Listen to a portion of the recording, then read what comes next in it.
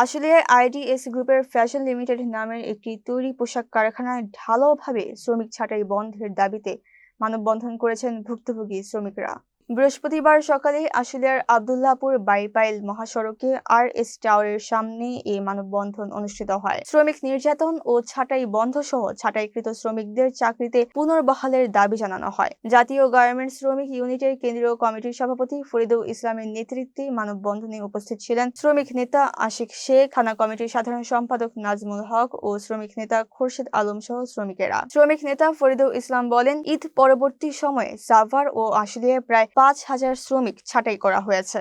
এসব শ্রমিকের উপর নির্ভরশীল আরো 25,000 মানুষ অসহায় জীবনযাপন করছেন। তিনি অভিযোগ করেন, সঠিক সময়ে বেতন ও মাতৃত্বকালীন ছুটি সহ যৌক্তিক দাবি জানালে ছাঁটাইকৃত শ্রমিকদের বিষয়ে দ্রুত সঠিক সিদ্ধান্ত না নিলে কঠোর কর্মসূচি দিতে বাধ্য হবেন বলে হুঁশিয়ারি দেন তিনি। ঢালাওভাবে এই শ্রমিক ছাঁটাই নির্যাতন এটা শুধুমাত্র ওই শ্রমিকের জন্য কষ্ট না, এটা রাষ্ট্রের জন্য একটি হুমকি হয়ে দাঁড়াচ্ছে। আমরা দেখছি ঈদ পরবর্তী সময়ে আশুলিয়া সাভারে প্রায় 5,000 শ্রমিক ছাঁটাই হয়েছে। এই 5,000 শ্রমিকের কর্মসংস্থান কোথায় যাবে? এই 5,000-এর সাথে আরো 25,000 লোক নির্ভরশীল রয়েছে, তারাও কিন্তু অসহায়ত্ব জীবনযাপন করছে।